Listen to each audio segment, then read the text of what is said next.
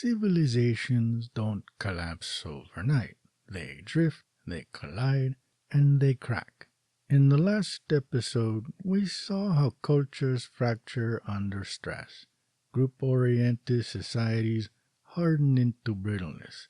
Individual-oriented ones unravel into chaos. And tribal survival consumes itself in cycles of revenge. But if drift is inevitable, what keeps civilization itself from breaking apart? The answer isn't technology or wealth or even power.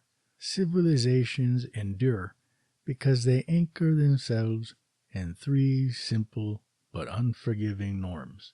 They are not ideals, they are not optional. They are the reset buttons of civilization. First, forgiveness of debts. Without forgiveness, societies calcify. Monetary debts accumulate until the poor are trapped in permanent servitude, unable to rejoin the cycle of exchange. Societal debts, grudges, betrayals, exclusions, harden into vendettas that stretch across generations. Left unchecked, both kinds of debt lock communities into endless punishment and retaliation. Forgiveness is not sentiment, it is survival. By wiping the slate clean, societies reset the system and make cooperation possible again. Number 2, rule of law. Without equal law, there is only tyranny. When rules apply only to enemies, laws cease to be law. It becomes a weapon wielded by the powerful. In its absence, reciprocity collapses, hospitality becomes impossible, and trust is naive. Rule of law is the anchor that prevents arbitrariness, ensuring that power is constrained and rights are real. Without it, innovation unravels into chaos and stability decays into oppression. Law is not an ornament of civilization, it is its spine. Number 3, hospitality. Without hospitality, boundaries harden into walls and strangers remain threats. Hospitality is not blind generosity, it is structured reciprocity under law with rules for boundaries, appeals, and opt-outs. By offering welcome with conditions, societies create a framework where difference does not automatically mean danger. In repeated encounters, hospitality outperforms both passivity and aggression because it builds trust without demanding self-destruction. It is the practice that turns outsiders into allies and enemies into temporary partners in peace. History whispers these norms again and again.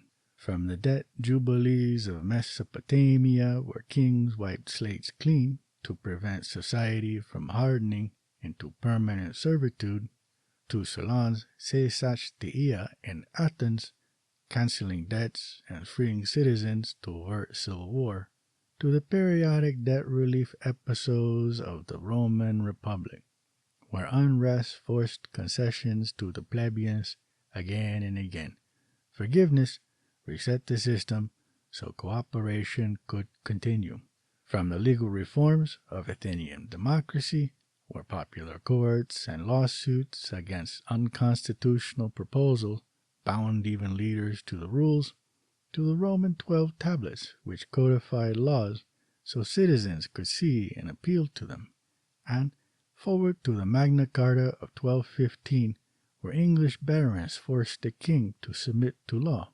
The principle of equal law emerged as the anchor against arbitrariness, and from Homeric and classical Xenia, the ritual of structured welcome that bound even enemies to temporary peace, to Roman hospitium, formalized agreements that turned strangers into allies, and into the medieval guest right tradition expressed through monastic hospitality, guild guest houses, and regulated inns along major trade and pilgrimage routes.